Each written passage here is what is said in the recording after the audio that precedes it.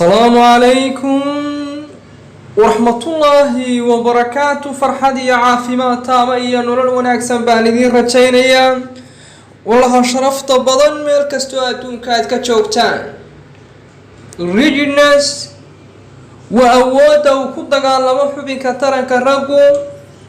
شن عدو أي أودا اللي هاي هدين كسور دوانو حالدا وعد كان شها أما بروي كان شها حبي كترن كنينكا هدي حبي كترن كنينكو وين هاي ولكن أنا هوب كان لهين تمر يايو منا وما لها هويرة يحاس كنينكو وقبو هدي حبي كترنكو مرحلة أفريج كلا يراهدو أما ميديوم سيس كهدي ويهاي وقيبت الدحدحات كاهي ولكن أنا أودا لهين هويرة دواي كتكتا لما نسي تشوي كرتنينكا هدي ويري هاي وأودا أنا لهين حبي كترن كنينكو أدكان شها هوينيدا iyo xaaska uu qabaa way ka tagtaa waanay ku adag tahay inay markaas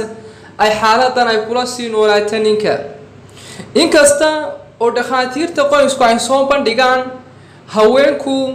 haday focus gareeyaan xubinka taranka ninka inay wax badan ay waayi karaan ninkuna hadii uu focus gareeyo ama uu inta badan shiishka saaro xubinka taranka haweeneyda inuu wax badan waayi karo taasoo looga jeedo in haweeneydu hadii xubinka taranka ninka culayska ay saarto isbeddelada ku yimaado xubinka taranka ninka xaaladuhu ay ku keenaan xubinka taranka haweeneyda isbeddelada ku yimaado xaaladuhu ay ku keenaan marka qoyska wada jooggiisa hadii xubnaha taranka ay ku salaysnaato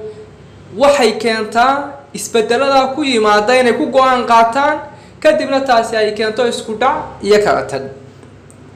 xaaladan adkaashaha xubinka ninka oo xaaladda ugu weyn ee xubinka taranka ninku ku dagaalgali karo hubka ugu weyn ee ku dagaalgali karo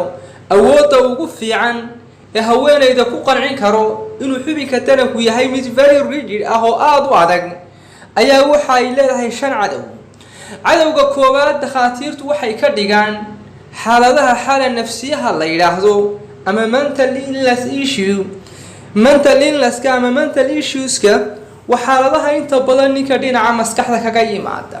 depression ka anxiety disorder ka kuwaas iyo chronic stress inay ninka markaa ay dilaan tusaale ahaan ninkii hadii markasta in isku buuqsan uu yahay waxa yimaada ninku inuu dareenka waayo inuu kacsiga waayo marka xubinka wixii ku adkaanayay inay meesha ay ka baxaan arinta koowaad bay dhakhaatiirtu ka dhigaan arinta labaad waxa ay ka dhigaan haweeneyda lafteedu inay cadow u tahay adkaashaha xubinka taranka ninka galmada joogtada ninka xaaslaha iyo ninka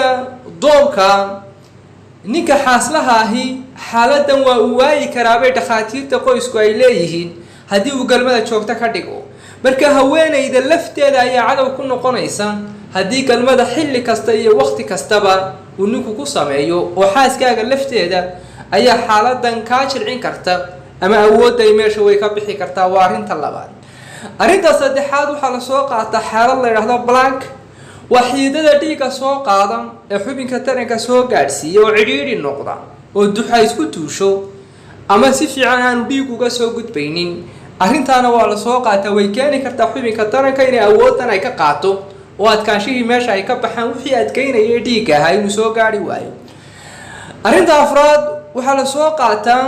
ninkan hadii uu noqdo nifaadku ku badan yahay oo jirkiisu aad u caylan yahay in xubinkiisa taranka adkaashiisa ay saamayso oo xubinka taranka moor ninku gayngareeyo weight fara badan iyo miisaan badan xaaladda inay ku timaado ayay soo qaateen dhakhaatiirta qoysku